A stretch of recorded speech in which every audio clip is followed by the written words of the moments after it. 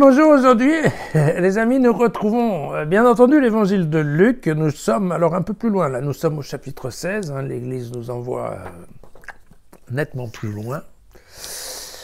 Et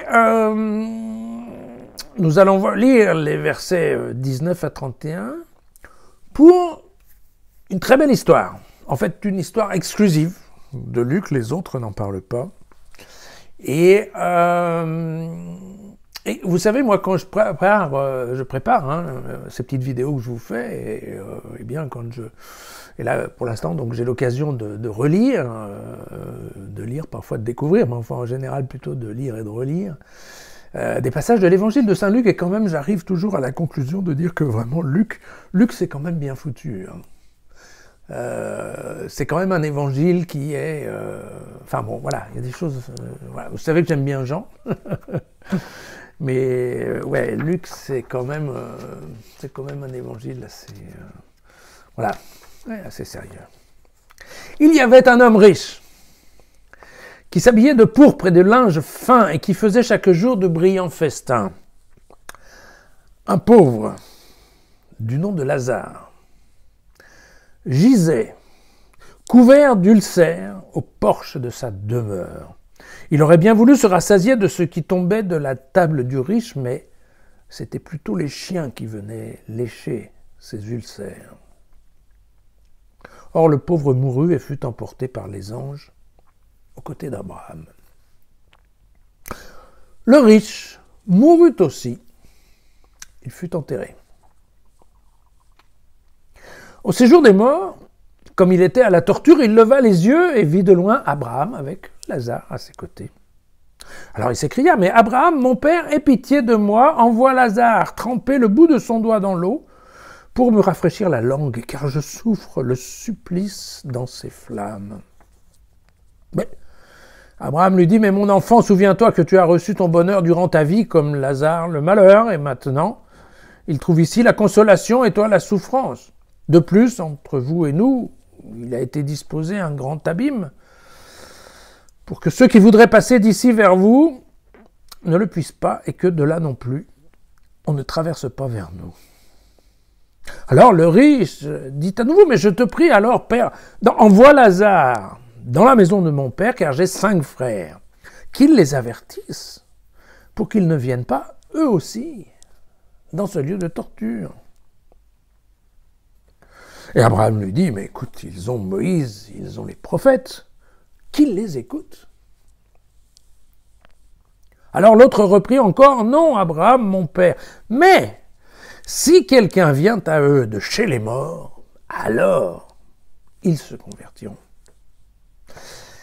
Et Abraham lui dit, « S'ils n'écoutent pas Moïse, ni les prophètes, même si quelqu'un ressuscite des morts, ils ne seront pas convaincus. » Beau texte, beau texte. Si vous avez la possibilité, reprenez-le tranquillement. C'est un beau texte.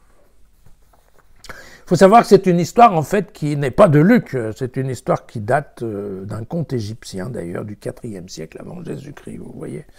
Et on le retrouve aussi dans certains textes du Talmud, voilà, sachant qu'effectivement la version originale peut-être devait s'arrêter vers le verset 26, là, quand il s'agit de tremper le doigt pour rafraîchir la langue. Luc a rajouté probablement la dernière partie du texte. Voilà. Bon, cette parabole, elle est facile à comprendre. Hein. C'est exactement la base de ce qu'on appelle la théologie de la rétribution. C'est aussi le complément des béatitudes. Hein. Donc, qui fait le bien, qui souffre ne souffrira pas, et qui a été riche et heureux, eh bien, il a déjà eu son bonheur. La fameuse inversion post-mortem, si ce n'est post-jugement. Voilà. Bon, quelques points de détail. Donc, l'homme riche qu'on nous décrit ici, c'est un homme vraiment très riche, parce que la description qu'on fait de ses vêtements de pourpre et de linge fin laisse entendre qu'effectivement il a beaucoup d'argent, parce que la pourpre en fait à l'époque était quelque chose, c'est un colorant en fait qui venait d'un escargot de mer, et je peux vous dire qu'il fallait des milliers d'escargots pour arriver à teindre un tissu en pourpre, donc effectivement on n'est pas en train de parler de la classe moyenne supérieure, on est dans des gens très riches. Mais le pauvre Lazare, lui, fait partie vraiment des gens très pauvres, puisque vous voyez qu'en plus, globalement, de traîner à la porte du riche, eh bien, les chiens sont en train de lécher ses ulcères. Ça veut dire qu'effectivement, non seulement il est pauvre, mais il n'est pas en bonne santé.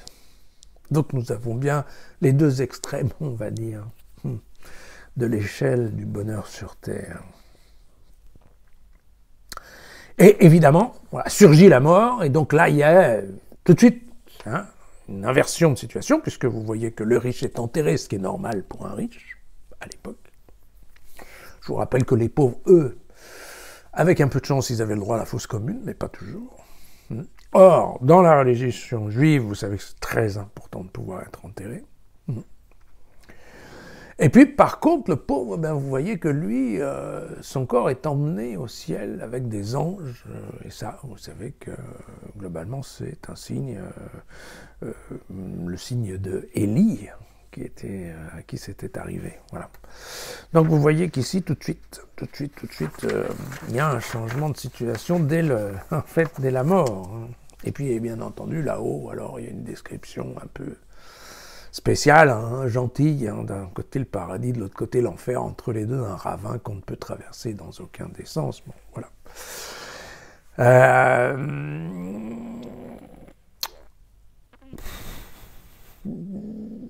Dans cette histoire-là, vous remarquerez que le texte n'accuse de rien le riche. Rien n'est dit. Bon, pas forcément malhonnête. On peut supposer qu'effectivement, il doit y avoir quelque part, on peut se dire qu'il n'a pas vraiment écouté la parole, puisque, je vais vous relire un petit passage d'Ésaïe au chapitre 58, vous savez, on l'a déjà lu il n'y a pas longtemps, le jeûne que je préfère. Et bien là, nous avons au chapitre 7, à propos du jeûne toujours, n'est-ce pas partager ton pain avec l'affamé? Et encore, les pauvres sans abri, tu les hébergeras, et si tu vois quelqu'un nu, tu le couvriras. Devant celui qui est ta propre chair, tu ne te déroberas pas. Et là, très clairement, on peut imaginer que même si Lazare n'a rien demandé, on ne sait pas, mais de toute évidence, il semble que la situation ait été la même pendant plusieurs années avec le riche qui fait bombance et le pauvre qui a faim et qui souhaiterait bien manger les miettes de la table. Vous savez, on lit ça aussi dans Saint Jean. Vous vous rappelez, les petits chiens qui sont en bas et qui attendent les miettes, d'ailleurs. À l'époque, il faut savoir d'ailleurs que ces miettes, en fait, c'était la mie de pain, parce que quand les gens mangeaient, les gens bien, on utilisait la mie du pain pour s'essuyer les mains. Voilà. C'est pas vraiment les miettes au sens miette du terme, comme on l'entend aujourd'hui avec une baguette croquante. Voilà, fin de la parenthèse. Mais ce que Luc est en train de nous dire dans ce passage, c'est que, bon, on revient un petit peu au passage d'hier, l'homme est libre. Et ce riche, en fait, tant qu'il avait Lazare à sa porte, il avait le choix ou de laisser la porte fermée, ou effectivement de mettre en pratique le texte d'Ésaïe ou un certain nombre de commandements de la Torah. Donc il aurait très bien pu ouvrir sa porte et faire en sorte de nourrir, de vêtir et de soigner ce pauvre Lazare. Il avait le choix. Mais maintenant c'est terminé. Alors,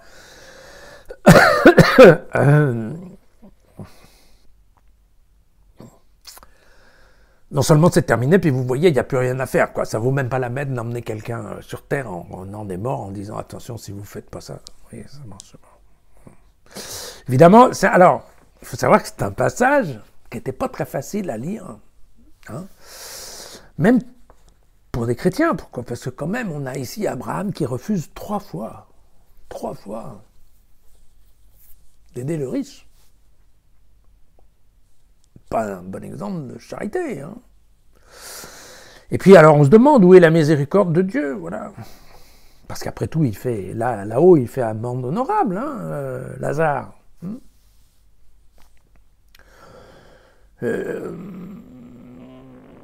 Et puis, je ne sais pas, mais de toute évidence, on s'est posé les questions. L'au-delà, c'est-il vraiment comme ça, avec un ravin entre les deux? Il n'y a pas de passage possible, alors.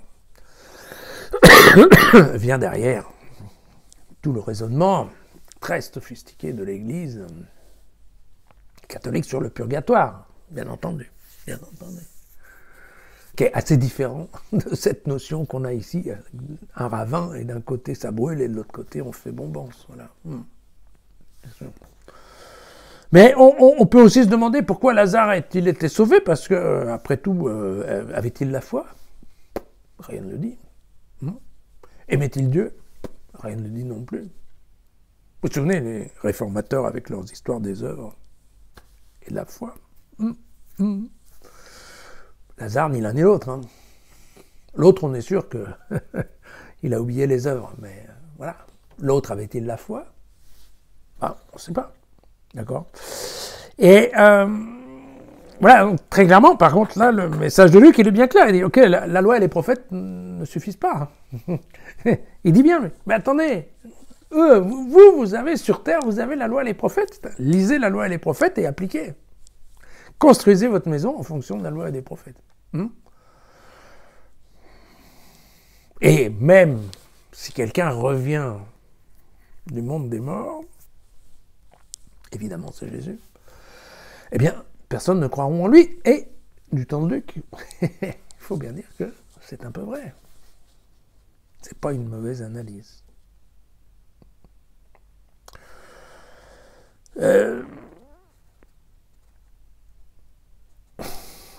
On a un peu, dans cette photo, une certaine idée qui va plaire à un certain nombre de philosophes qui vont vous dire, oui, mais de toute façon, tout est réglé à l'avance, quoi. Hein.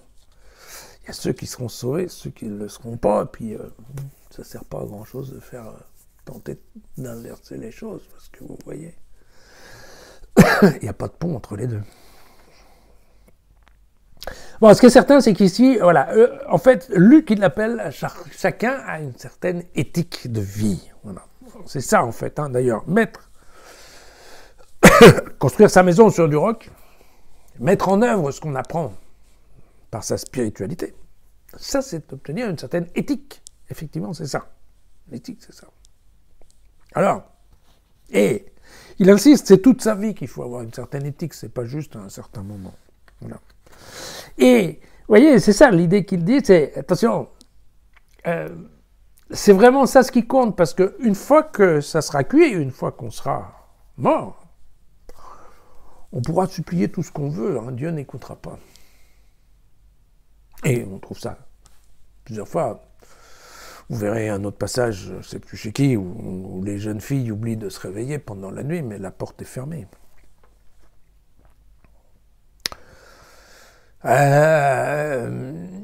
Pour Luc, c'est évident que, vous voyez, c'est toujours le même message, on va le retrouver plusieurs fois, chacune d'une façon, hein, mais c'est cette idée, en effet, que le pardon, ça vient par la rencontre de Dieu et des hommes. Alors, Dieu fait son boulot en envoyant Jésus, et nous, les hommes, pécheurs, il faut qu'on fasse notre partie de chemin.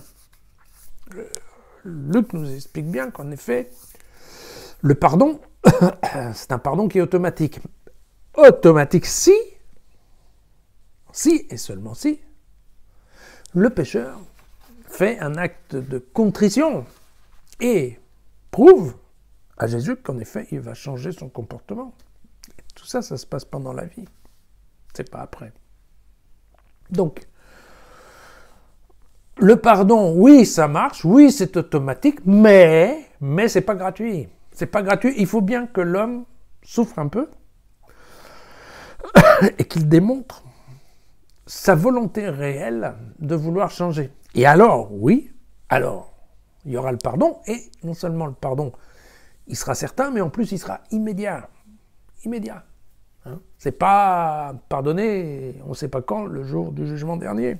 Non, non, Luc, ça fait partie des nouveautés qu'amène Jésus par rapport à la religion juive. Il dit bien, non, si vous faites votre démarche de pécheur, il n'y a aucune raison que le Père prodigue, eh bien, ne vous pardonne pas. Il vous pardonnera là tout de suite, il ne va pas attendre la fin.